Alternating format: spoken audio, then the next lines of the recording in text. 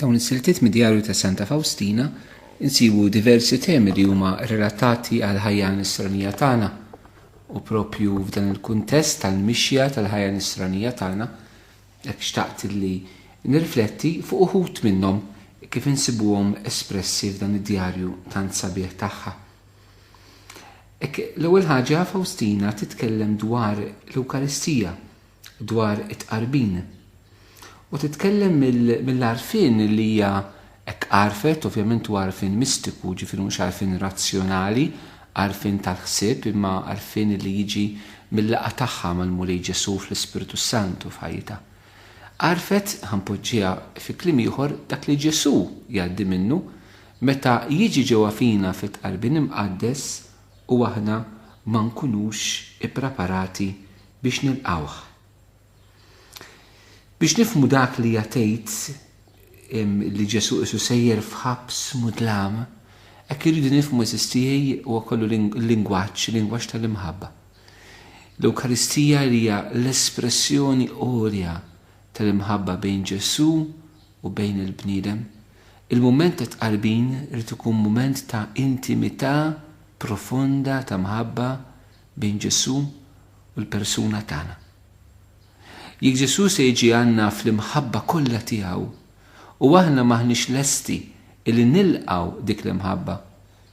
Allura jekk neħdu l-paragun uman, u paragun uman huwa dejjem fqir biex jesprimi dak li hu spiritwali, però ċertament jibqa' validu għaliex li ben Alla sar bniedem u jħobbna fl-umanità tagħna u permezz tal-istess umanità tiegħu.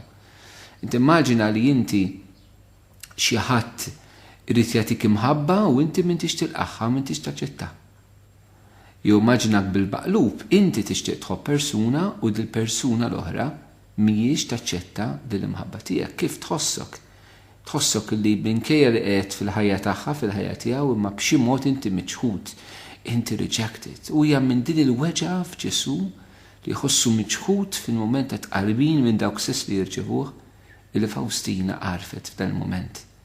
Ċertament huwa pass iktar profond fil-ħajja spiritwali meta Faustina ma tħares lejn l-Ewkaristija għal dak li gwadan tagħha, dal dak li tfisser għalija, imma l-mument ta' tqarbin xi jfisser għal Ġesu.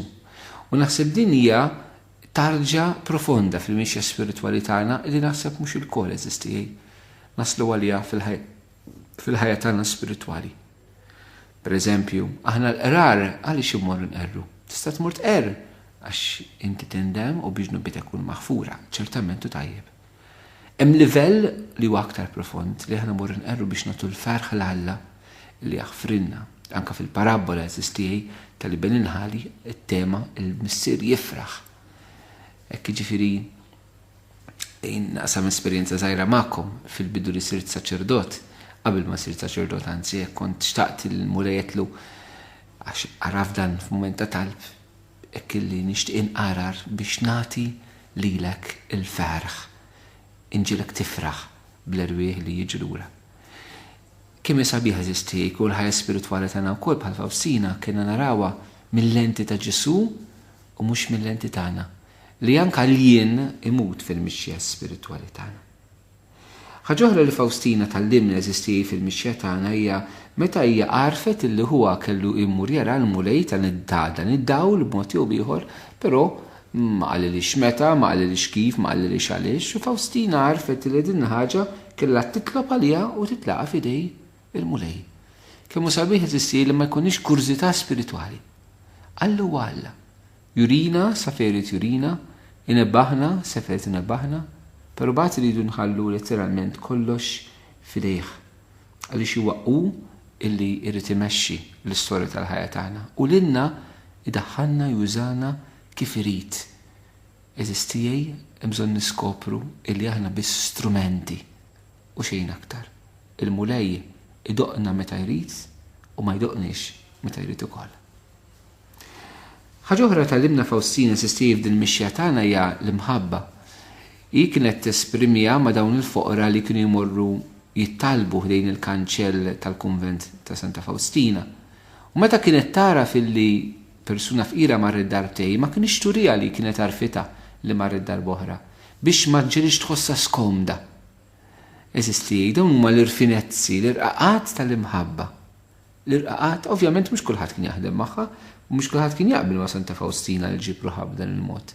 Però dawn huma l-finezzi tal-imħabba kif kienet għarfet ħafna Santa Teresa tal-Bambin Ġesu, illi l-imħabba, ix-xjenza tal-imħabba kif sejħilha l-Papa Giovanni Paolo Tini, fl-ittra apostolika li bija nieda anke l-beatifikazzjoni skużawni, meta għamela dottura ta' Knisja, Divini Amoris Scienzae, hija din ix-xjenza tal-imħabba li turi l-anfisha fl-affarijiet ċkejknin, f'dettalji. U għal darb'oħra naraw kif Faustina, il-mod kif kienet tħobb il-Ġesu li kienet poġġi lilu fiċ-ċentru mhux lilha. Anke mal-foqra kienet tagħmel l-istess mod, tpoġġi lilhom fiċ-ċentru u mhux lilha, mhux biex qiegħu gost li qed tgħin il-fqir, imma l-fqir ittieħ anke d-dinjità tiegħu. F'kelma waħda Faustina l-imħabba tagħha kienet qed tiġi purifikata ħafna mill-egoiżmu, mill-jien. U dan eżistejniex li kom tinnutaw li l-moti kif kienet titratta l-Ġesu kienet titratta anke l-foqra. U dan jagħmel sens mill-att tal-Vanġelu għaliex Ġesu jorbot l-imħabba tal-Alla u l-imħabba tal-proxmu ma' xulxin. Aħna nħobbu l-Alla skont kif inħobbu l-proxmu u aħna nħobbu l-proxmu skont kif inħobbu l-Alla. San Ġagbu jgħidilna kif tista' tħobb l-Alla li ma tarax jekk ma tħobbx il-ħuk li tara. Tinsawiex din esistijaj. Aħna nħobbu l-Alla skont kif inħobbu l-proxmu u aħna nħobbu l-proxmu skont kif inħobbu lill-Alla. Faustina għaxija għamlet din il-qabża tal-imħabba ma l-egoizmu tagħha iġi ma kienx fiċ-ċentru saret sensittiva għal min kien ikun hekk u fil-fatti minnhom anke f'dan li qrajna turina kif ċerta ċirkustanza jekk kienet tilmaħ li ċerti nies laqas il-mirakli ma jċqalquhom, ma jiftħulhom għajnejhom, ma jikkonvertuhom għax huma nies jridu jħarsu lejhom stess, jtejda jħarsu biss għajnejhom dejjem imsarrin fuq saqajhom u għalhekk jaraw biss tilhom infushom. ċe li bniedem fl-istat ta' dnub, fl-istat tal-egoiżmu tiegħu, magħluq fih innifsu mhux kapaċi jħares lil-in.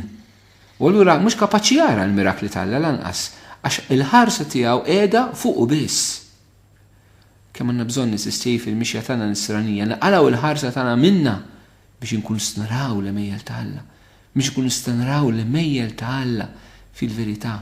Irridu naqalgħu il-ħarsa tagħna minn fuqna u npoġġuha biss fuqu u hemmhekk nibdew naraw l-ġubijiet veri tiegħu.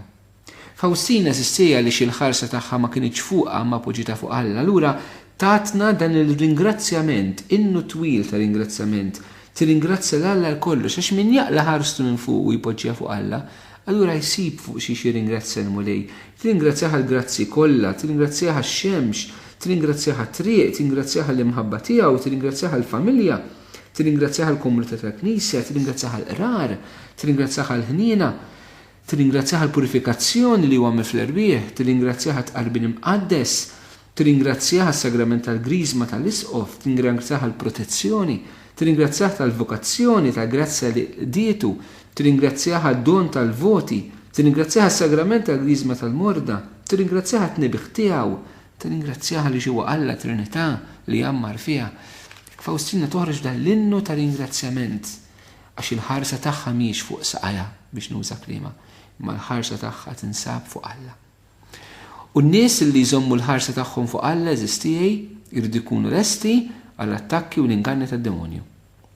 Kif tgħidilna hija stess fl-aħħar paragrafu li qrajna llum, ix-xitan eżistijaj huwa l-għadu ta' ruħha, hekk issejjaħlu.